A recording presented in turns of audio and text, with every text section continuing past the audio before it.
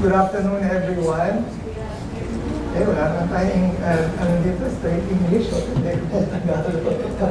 Good afternoon, everyone. Yung mga kids, I know you guys speak English direct, fluent. Pero I do believe na naiintindihan niyo yung sasabihin ko.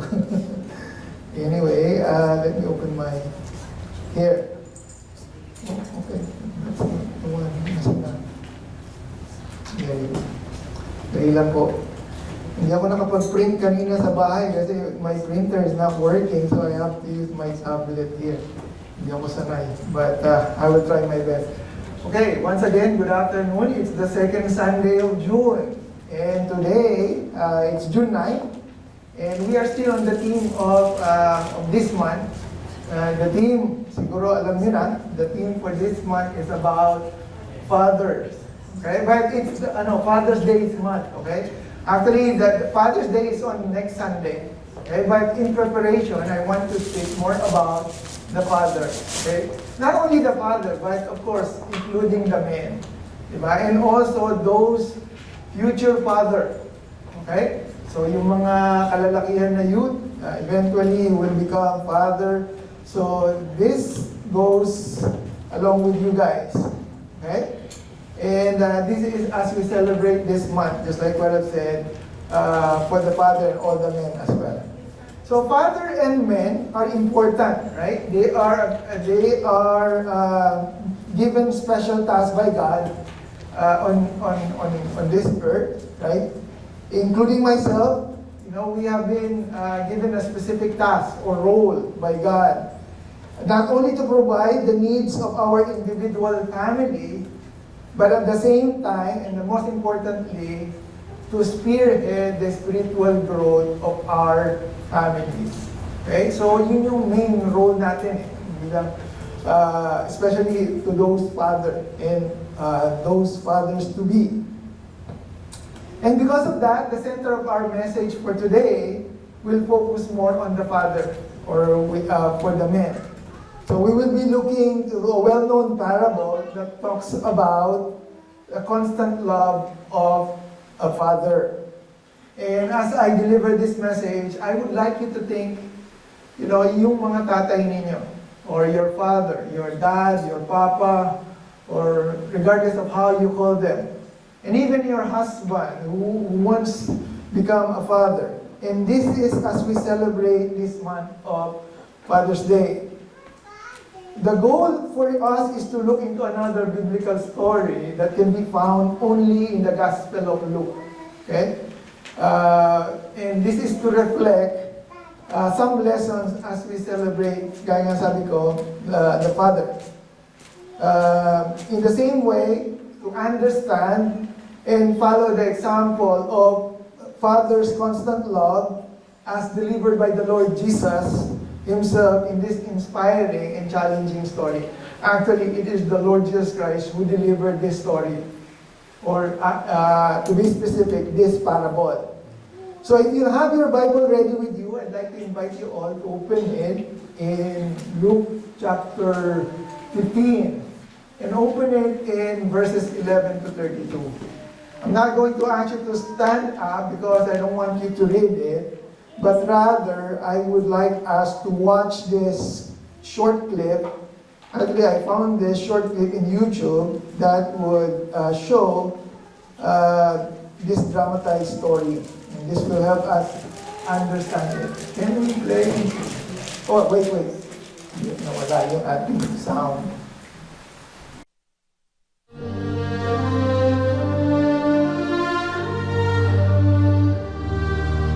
A certain man had 2 sons. And the younger of them said to his father, "Father, give me the portion of goods that falleth to me." And he divided unto them his living.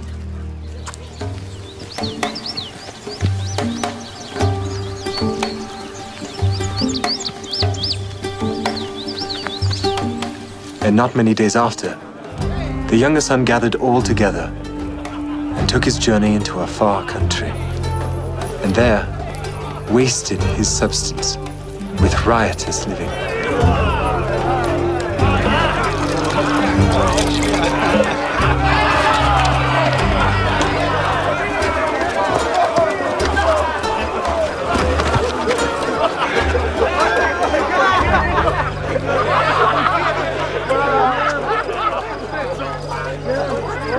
when he had spent all, there arose a mighty famine in that land, and he began to be in want. And he went and joined himself to a citizen of that country, and he sent him into his fields to feed swine. And he would fain have filled his belly with the husks that the swine did eat, and no man gave to him.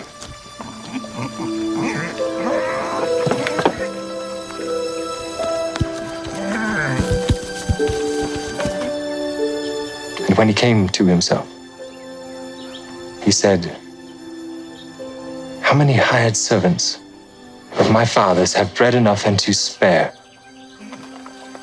I will go to my father. I will say unto him, Father, I have sinned against heaven and before thee, and am no more worthy to be called thy son. Make me as one of thy hired servants." And he arose and came unto his father. But when he was yet a great way off, his father saw him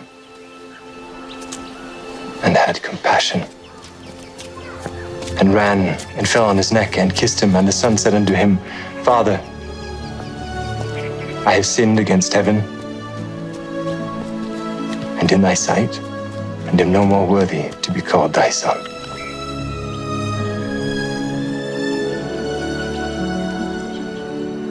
But the father said to his servants, "Bring forth the best robe and put it on him. And put a ring on his hand and shoes on his feet. And bring hither the fatted calf and kill it, and let us eat and be merry. For this my son was dead and is alive again. He was lost and is found." And they began to be merry. Now his eldest son was in the field. And as he came and drew nigh to the house, he heard music and dancing. And he called one of the servants and asked him what these things meant. And he said unto him, "Thy brother is come, and thy father hath killed the fatted calf, because he hath received him safe and sound." And he was angry and would not go in. Therefore came his father out and entreated him. And he, answering his father, said, "Lo, these many years do I serve thee. Neither transgressed I at any time thy commandment, and yet thou never gavest me a kid, that I might make merry with my friends. But as soon as this thy son was come, which hath devoured thy living with harlots, thou hast killed for him the fatted calf." And he said unto him, "Son, thou art ever with me, and all that I have is thine. It was meet that we should make merry and be glad. For this thy brother was dead and is alive, and was lost and is found."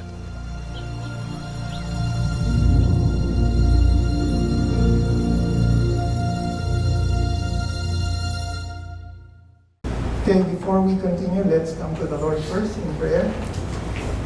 Our Heavenly Father God, Lord, once again, we are so thankful and grateful, Lord God, for you gathering us all together here, Lord, to study your word and to listen, Lord God, to your message for all of us today.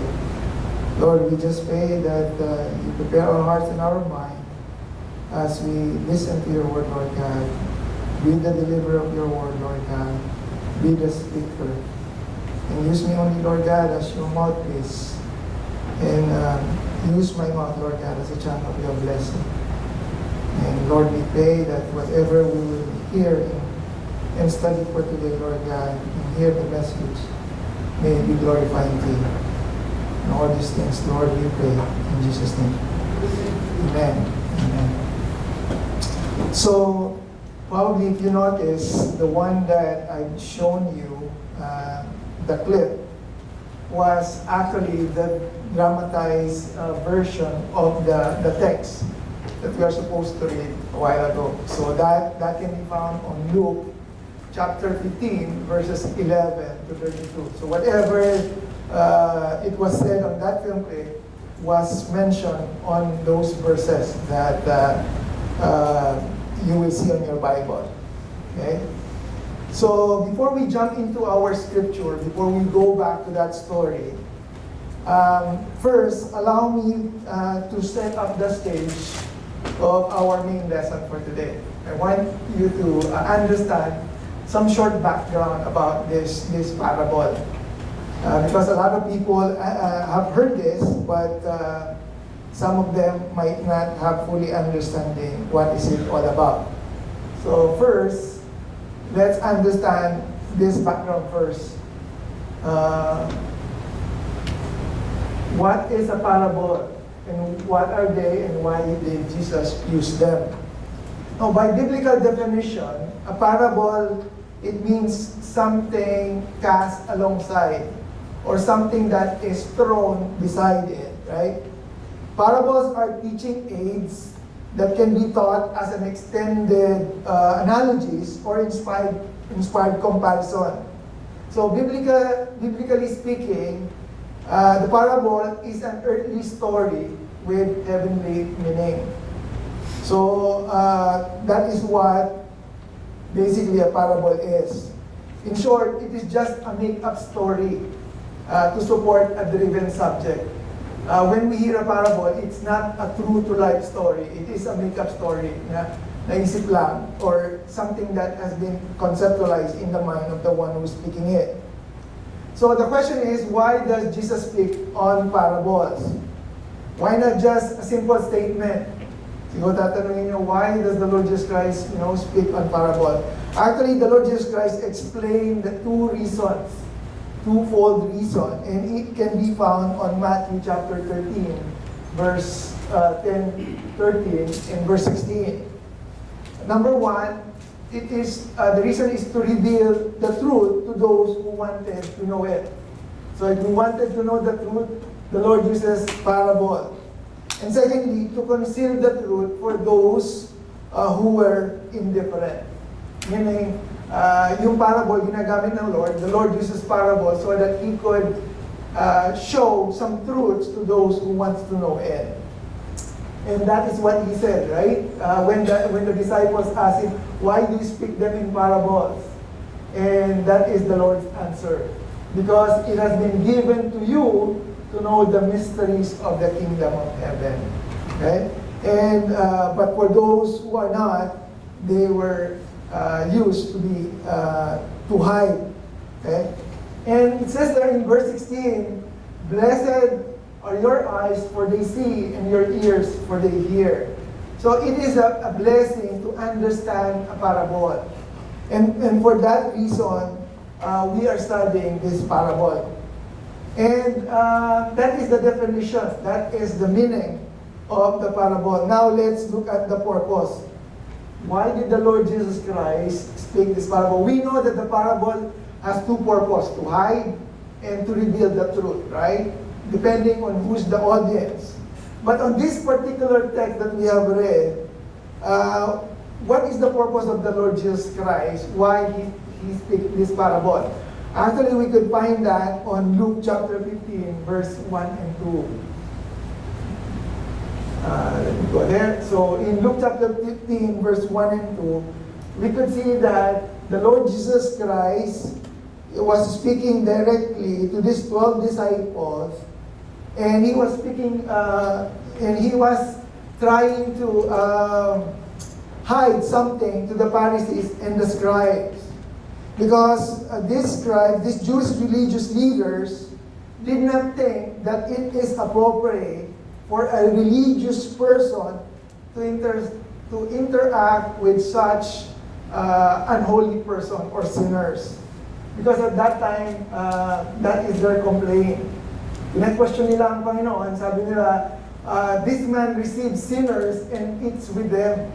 So basically, the Pharisees and the Sadducees were ridiculing or mocking the Lord Jesus Christ for doing such so.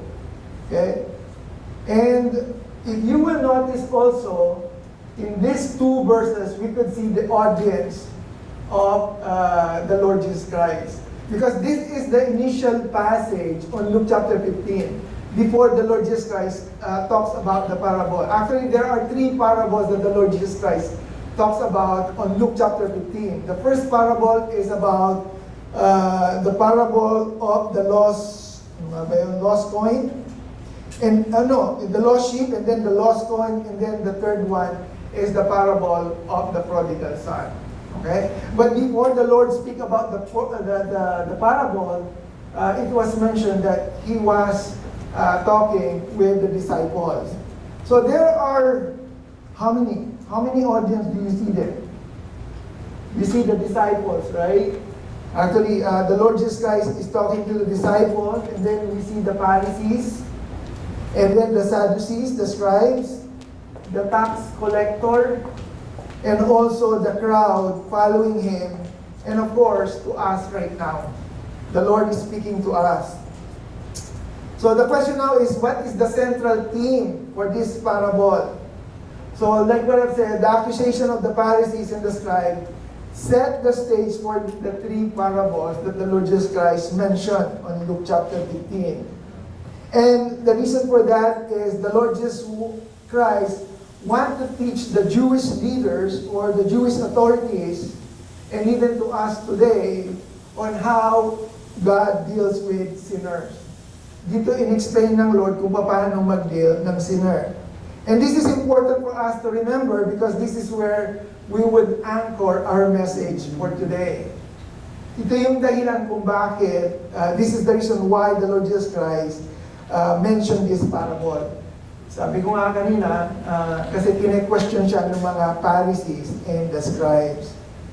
So now that we understand the basic, the meaning of the parable and the purpose, now let's jump back to the story, the parable of the prodigal son. And in order for the Lord to address the wrong conception of the Pharisees and the Sadducees about interacting with sinners, Jesus stated this story about a loving father. And for us, we will try to divide this story into sections to understand further the content or the context of this story. We'll try to divide, the story that we have seen a while ago, okay, based on the passage. Starting from verse 12 to 16. So what can we see from verse 12 to 16? Actually, we could see that there is a rebel. Ano ba sa Tagalog ng rebel?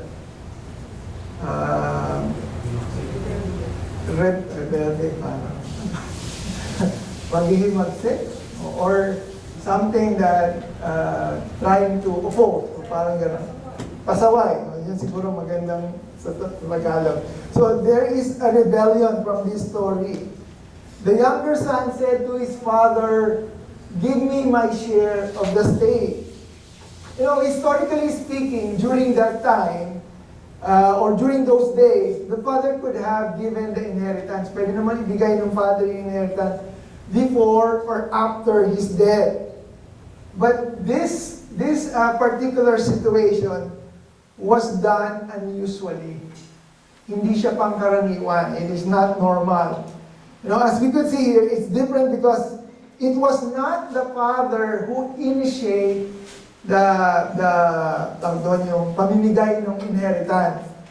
But rather, it's the younger son, through his request, that's the reason why the father divided the inheritance. So it's different.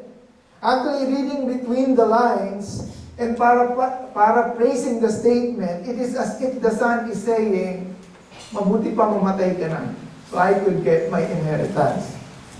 It is as if that the son is wishing the father to die so that he could get his inheritance. It is as if that he was telling his father, I don't want to stay here and I don't want to live with you and just give me my inheritance.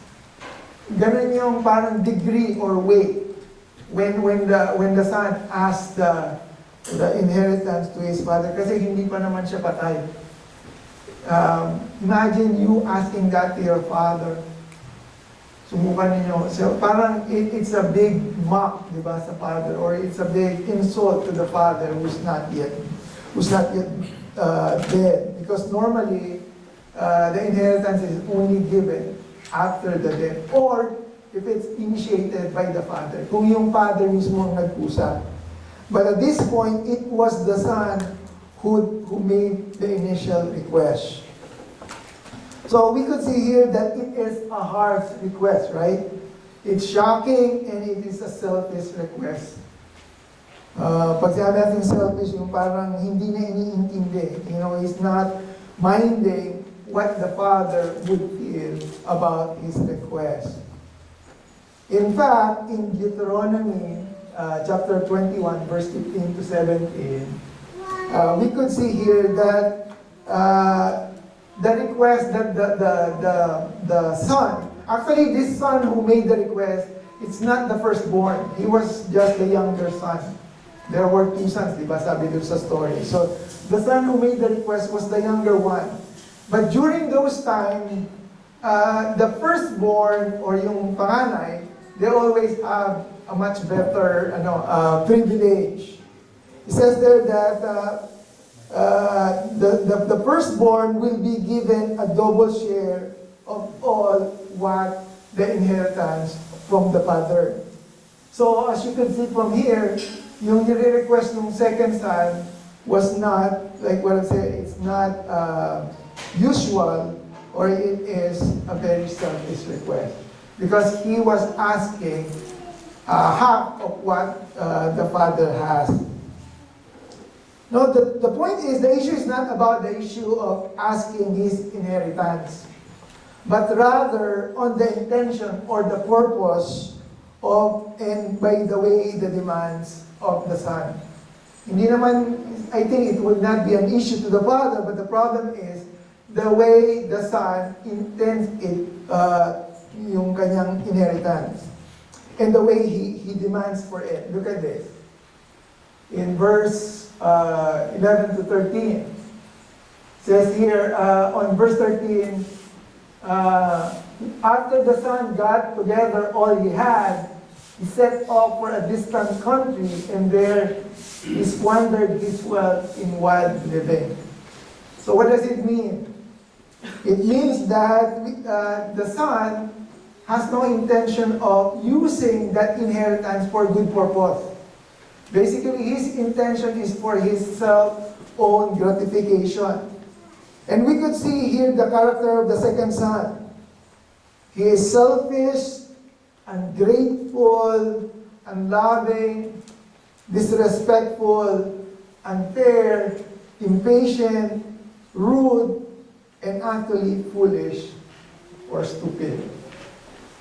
Do you agree with me? Right? It was not mentioned on the scripture, but if you would read it in between the lines, you could see the character of the second son. You know, the fact that he asked for the inheritance rudely to his father, we could see that he is selfish. Right? And he's not even respectful to his father. He doesn't even mind what the father would feel when he asked for the inheritance. Right? I mentioned that he is foolish because he asked for something that he could have, better benefit from it later on. The son have all the access, but settled to have small ownership. Pwede niya namang magamit lahat yung ari-arian. He could use all the the properties or what do you call it? He could benefit from what the father has, right? But rather, he just settled for a small portion. Realistically speaking, the problem starts when we take ownership on things when we are not prepared. Naisip niyo ba yun? Have you realized it? Na sometimes, when we ask for something that we are not yet ready for it, it becomes a burden, right? Minsan, we ask for something, but we're not yet ready for it, then it becomes a problem. No, like what I said, the son take a bucket of water, but never realizing that the father owns the well.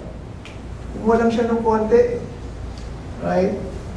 So the son left the area to become independent of the father and started to have a loose lifestyle, not knowing the reality of sin. Yun yung gusto ng anak eh. That was the son wants to have a loose lifestyle. And sometimes, being the son, sometimes we learn it the hard way. Sometimes we ask for something, not realizing that there is something attached to it. And there are three things that I would like you to understand about sin. And we could also see this in relation to the verse that we could see here in verse 14. Okay, in verse 14, it says there, not long after the younger son, verse 13, he squandered his wealth in wild living, and then verse 14, after he had spent everything, there was a severe famine in that whole country, and he began to be in need. At first, we could see that sometimes sin is pleasurable. Because as we could see here, the son is sinning, right? In a way, because he doesn't mind his family, but he just simply wanting, to enjoy his own. And we could consider that as something, as like a sin to the father, right?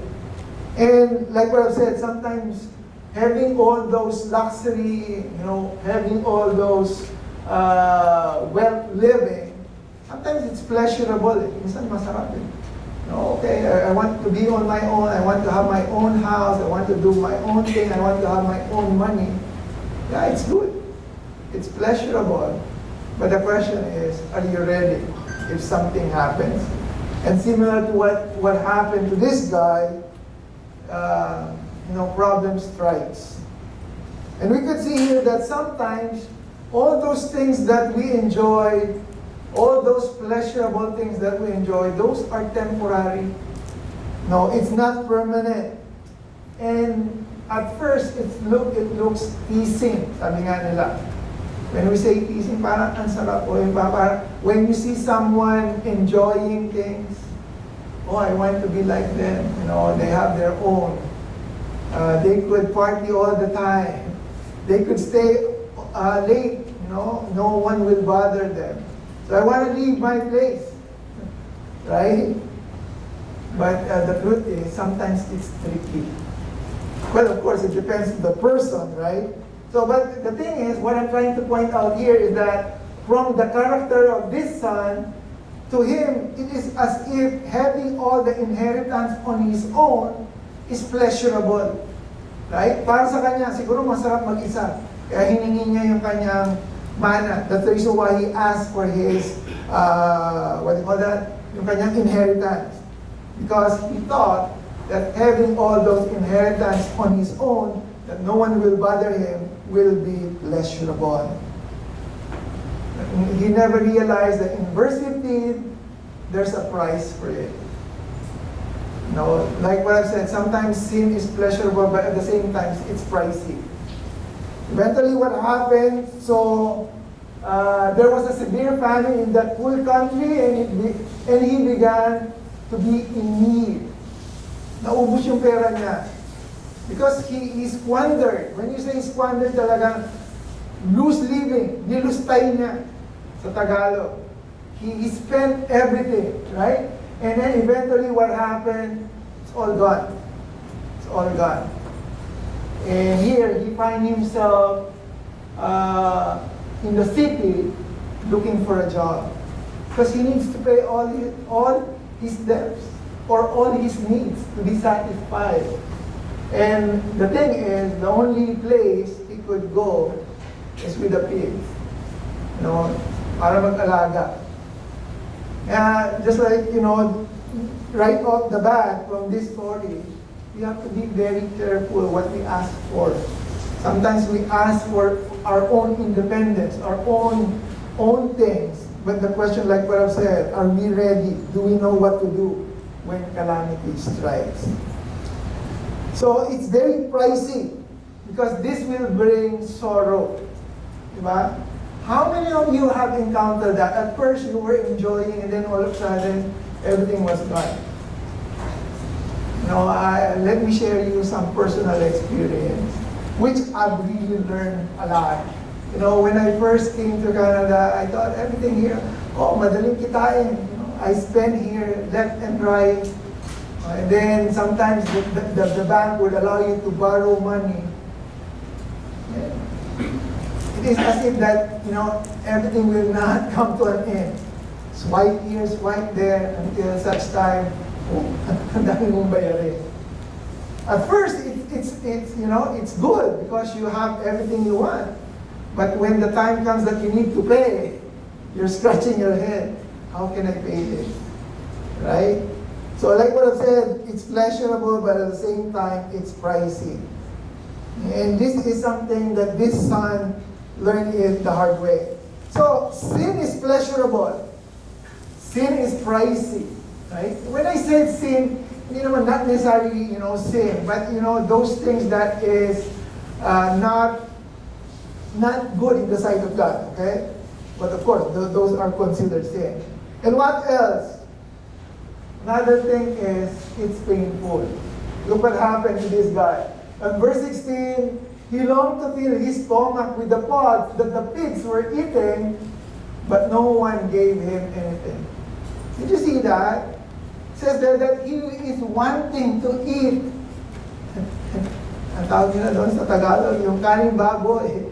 He wants to eat even the food for the pig. It says there, he longed to fill his stomach with the pods the pig were eating. He was wanting it. But the thing is, no one gave him anything.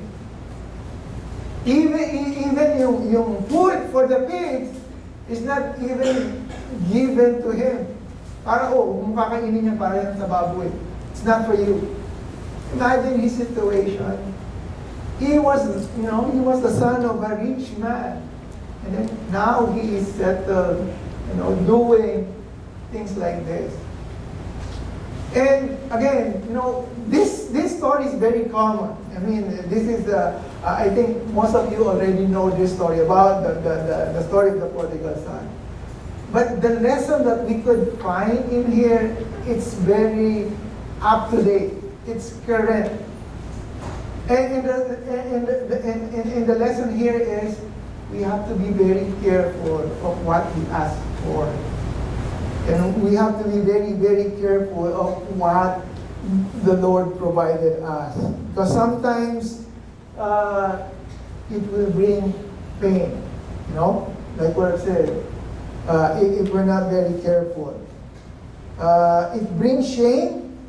His dignity got lost. Wala na yung dignity niya, right? He is a Jewish boy who finds himself feeding the pigs. Did you know that during those times, the pig is like the lowest form of animal that the people would tend, right? He had reached his rock bottom. Dumating na siya dun sa point na talagang pinaka-lowest moment na. Who among you have reached that far? Yung talagang dumating na kayo dun sa said na. Right? I know some of us might have reached that rock bottom, but the good thing is, the rock is the Lord, right? Our Lord is the rock. So even if we hit rock bottom, we could still find the Lord there. It brings shame, it brings suffering, because there's no more help. No one is helping him. There's no more home. He suffered because of his decision, of the decision he made, right? And it brings sadness too. No one cares for him. He's alone and lonely. He's hungry and broken. Remember on the film clip that I show you? Because I wanted to show you the film kasi mas madaling mariting sa mind. He was partying all along, right? Drinking, spraying, But it came to a point that all those friends, the so-called friends, the barcadas, they were all gone, right? So that's why you have to choose your friends too, right? You have to choose our friend too. So anyway, what's the point? The point is, we have seen in the first portion of the story, the rebellion of the youngest son. There was a rebellion. And that was the sin that I was talking about. He rebelled to his father by wandering, living, and because of that, he suffers the painful consequence. At first, it was pleasurable, but eventually, it becomes so painful. Okay, so what did we see there too? We see that the son tried solving the problem, but he was solving the problem in the wrong place. Sin messes up the way we think. You have to understand that.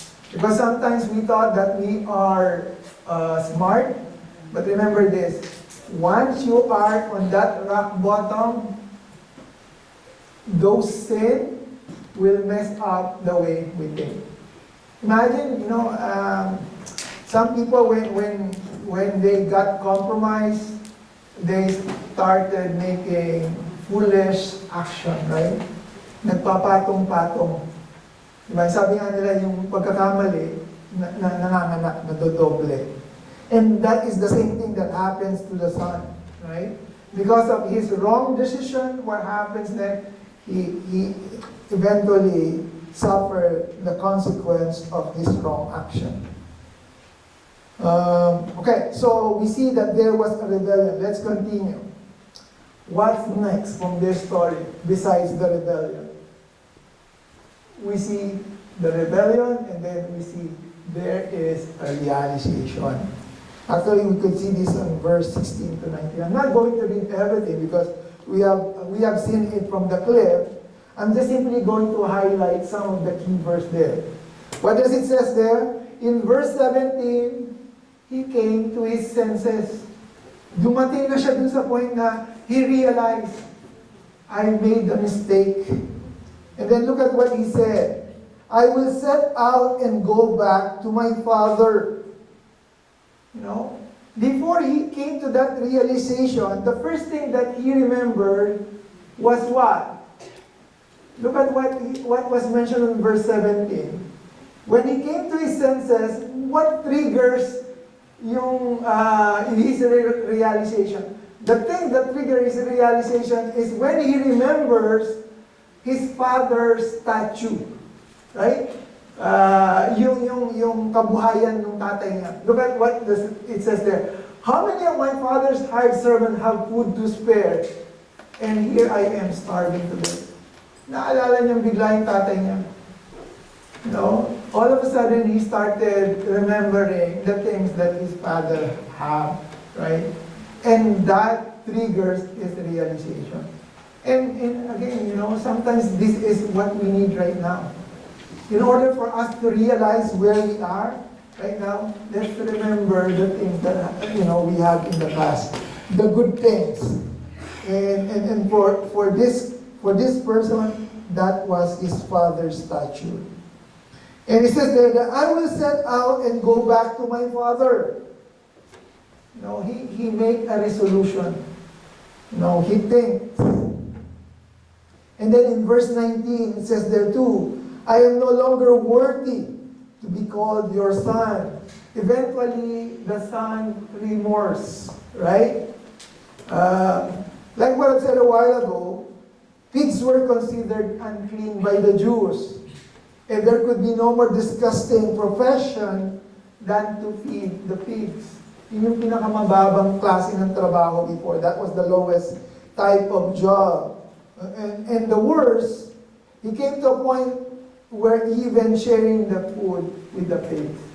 Imagine that. Dumating siya dun sa point na yun that he would even share the foods with the pig.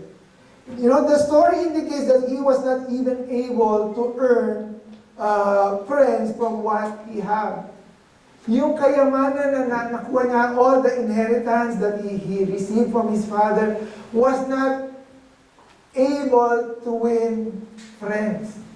Because sometimes we have this mindset that, you know, pagka marami akong pera, marami akong magiging kaibigan.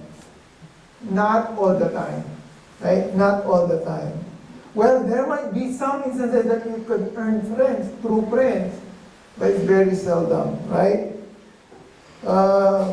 No one have helped him.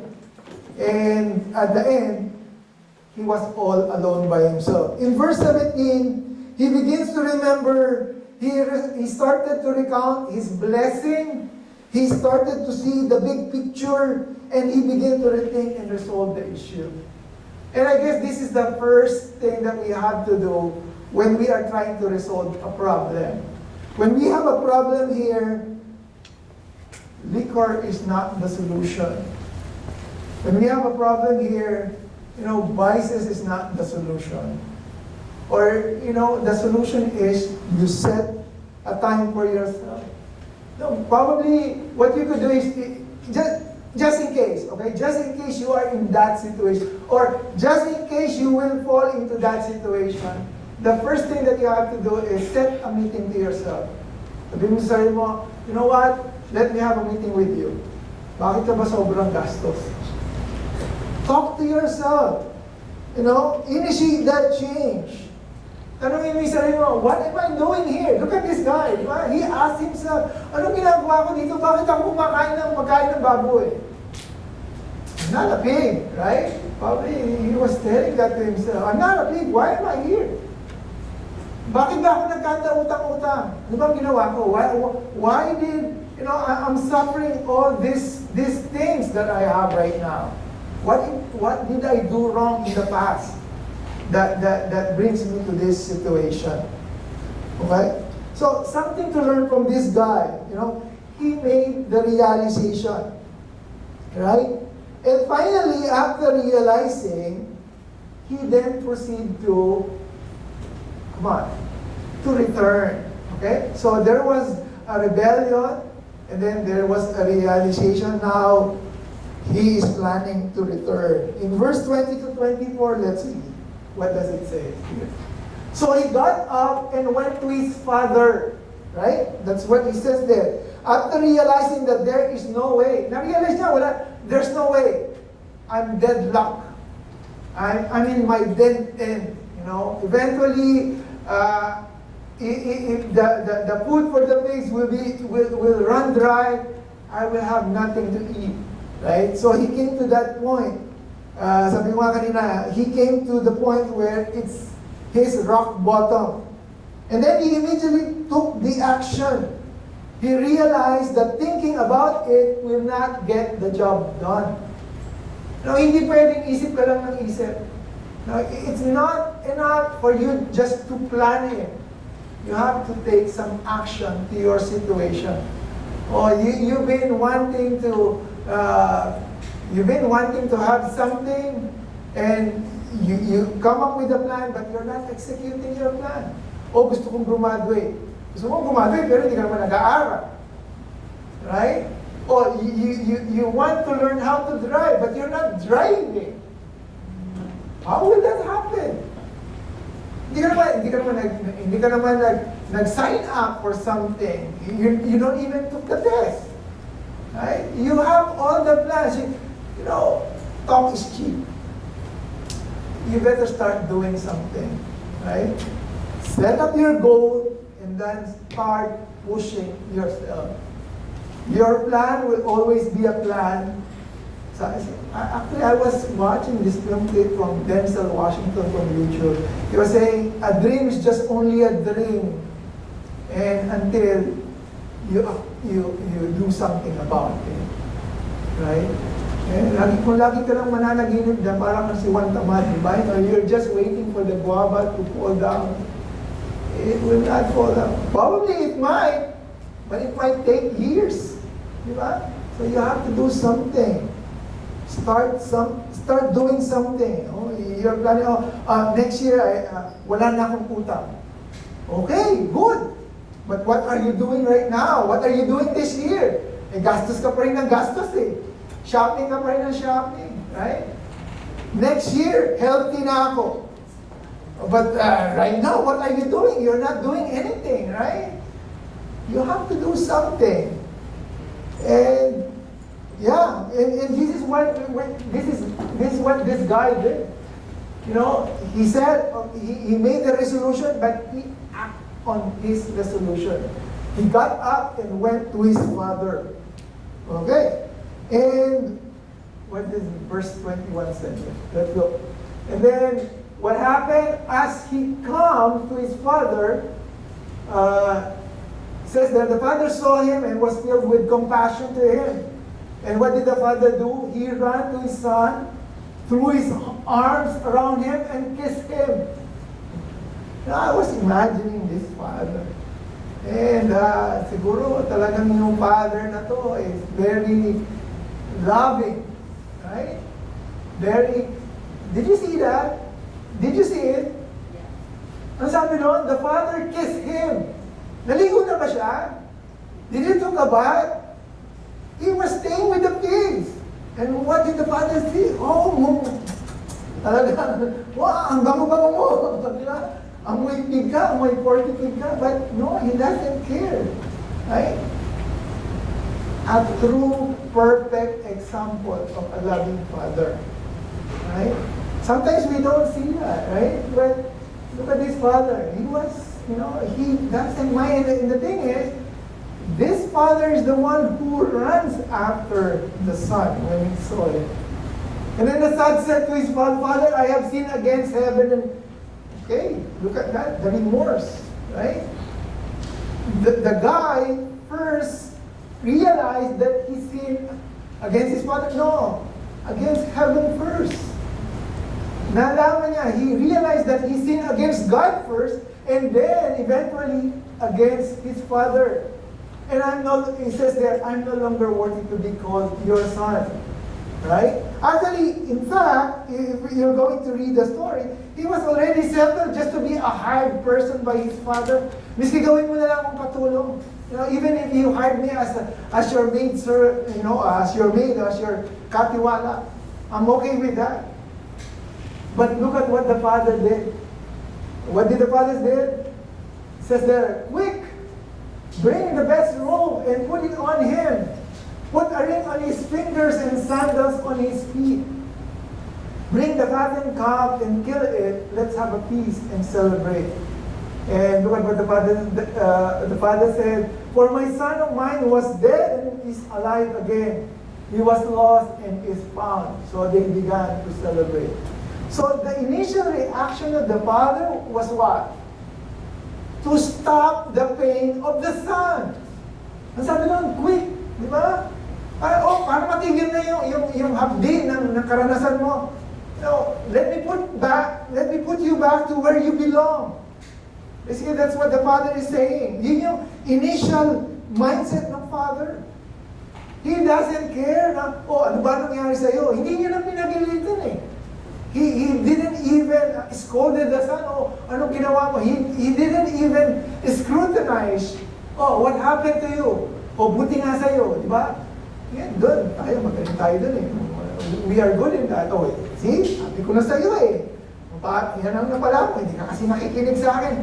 But the father did not say anything. Right?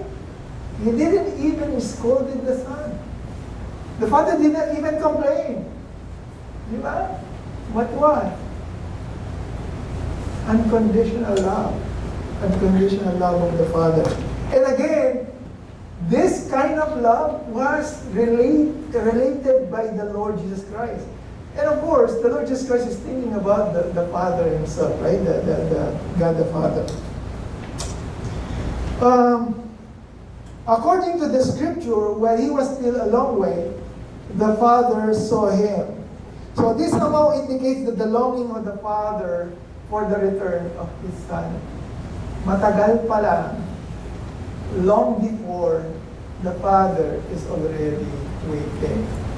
But one thing that I was thinking about, with this story, is that the Father did allow the Son to squander. He never controlled yung will ng Son. He just let the Son go, knowing that eventually He will return. Right? Pinabayaan niya inalaw niya right? But I think sometimes we don't see that balance. Sometimes there are times that we try to control the situation as fathers. But at this example, the Father allowed. Actually, if you would think it for a minute, the same way with our Father in heaven. Our Father in heaven will allow us to do all the things that we want to do. Magwala tayo, if we want to commit wrong things, if we want to do bad things, the Lord will allow. But of course, we have to remember that sometimes there's a limit, okay? There's a limit. But the thing is, God will allow you to sometimes to experience or to suffer the consequence of your mistake. So we have to be careful. But the thing that I would like to point out here is that, the patience of God. Look how patient He is, right, to us. He wanted us to experience what we want to experience, but at the same time, He's patient, waiting for us. What else can we see here from the attitude of the Father? He gave the best robe. Sabi niya, the best robe. Not only just give him a robe. No. The Father said, the best robe. Right?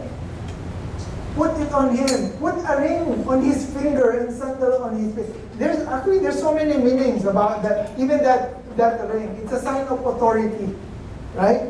So the Father, like what I've said, in short, okay, to summarize what the Father did, the Father just simply brings back the Son where He first left off. Ibinalik siya dun sa kanyang situation. Kung paano siya umalis, doon siya ibinalik ng kanyang tatay. Now, let's move on to our last section. So, our last section is, there was a resentment. When we say resentment, meaning there was a displeasure. Merong hindi natuwa.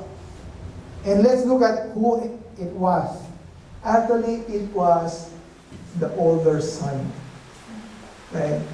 There was a report. It says there, meanwhile, the older son was in the field, and he heard this report.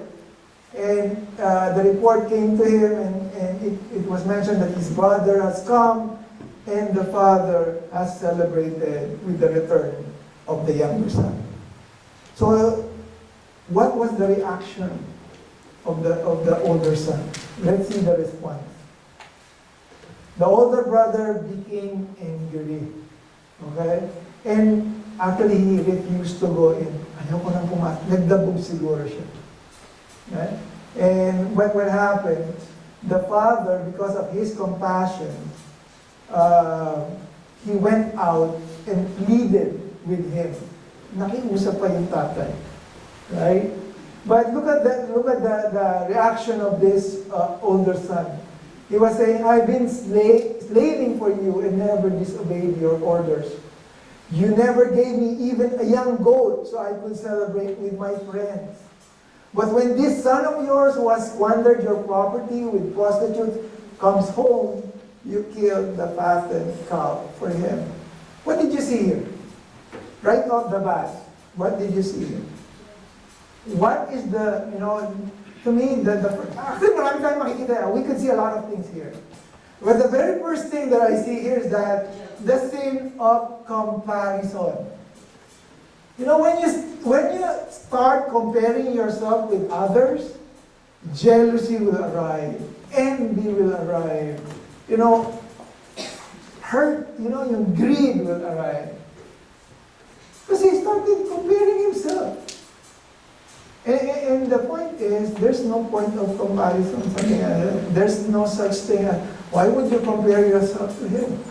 But actually, the father has given a better answer. That was the response, right? The older son, he was even saying, I was very obedient. I always follow what you said. But yet, very far from the father's heart. Even though he's obedient, his heart is too far from the father. Yeah? He would just simply do things because he felt obligated. Walang relationship. Walang relationship. Hopefully, when you become a father, and if you are sons or daughters, make sure that there is always a connection, a relationship. Right? Because you're not simply something to fill in the house. You have a purpose. The older son is a perfect picture of similar heart of the Pharisees, who were angry that God would receive the lost multitude by Jesus. And the sad bitterness that harbored in their heart of the older son finally came out before the father. Though it has done its corrosive damage in the heart already, he could not even address his father. Actually, if you look at it, he could not even address his father as father. Sabi niya, you. And even the son, he could not even call his brother. He says there, your son. So talagang there is already bitterness harboring his heart. With the bitterness in his heart, it causes him to separate himself with his family. Ito yung madalas na, I don't know if you would agree with me, but if there's a bitterness in your heart, sometimes that is the one that separates us from the relationship, right? Practically speaking, it's easy for us to see ourselves as the prodigal son, right? But the question is, how many of us see ourselves as the older brother? Kaya madalas ako yung prodigal son, right? I used to be a prodigal son, now I'm serving the Lord. But the question is, how about the older son? Have you seen yourself as the older brother? So let's end this verse, right? So we see the report, and then there was a response from the older brother.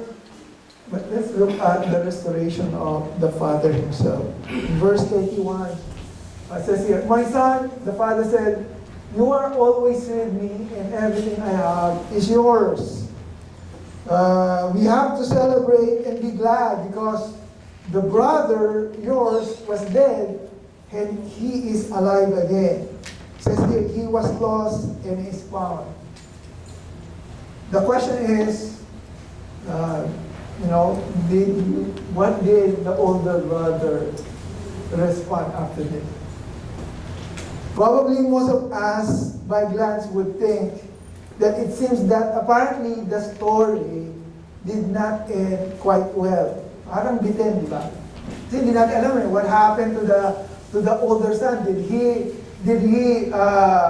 been restored by the father? No, but I guess this was intentionally done by the Lord Jesus Christ. The question of how it will end or how the older brother would eventually take it depends on the way the audience will take it. And who are the audience? The disciples, the Sadducees, the Pharisees, the tax collector, the crowd, and who else? Us. Right? It depends on how we will receive the story, how we will take it. Right? So, question is, how are we going to accept it, right? Are we going to be restored, or are we going to resent continuously? Again, this is just a short story about the story of the prodigal son, and like what I said, as we continue to celebrate this month of the Father, I just hope that we remember our earthly father. They are not perfect. I myself is not even perfect. Very far from being perfect. Lahat naman nagkakamali. But the thing is, somehow they have that special qualities of being our Father. And let's just continue to pray for them because their task or their role is a God-given task. And it's not easy. It's not easy. God has given them a special task. And like what I said, in this story, we could still pick up so many lessons, but I just simply pick up some of the quick ones that we could see from them. Let's close this in prayer.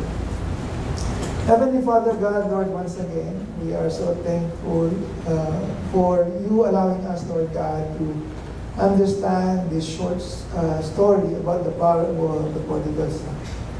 Lord, we just pray that you will bless this lesson in our heart, Lord God. That we will always be reminded, Lord God, to first and foremost, Lord God, to acknowledge our earthly fathers, Lord God, that you have given to each and every one of us, Lord. Lord, as we celebrate this month, Lord, we remember our earthly fathers.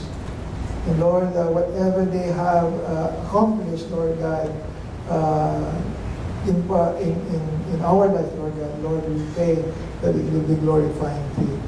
We pray for our fathers, Lord. We ask that you bless them, guide them, Lord God, and lead them, Lord God, especially, Lord God, to lead us in our spiritual life as a family. We thank you, Lord, once again, and we bring back all the glory to you. In Jesus' name.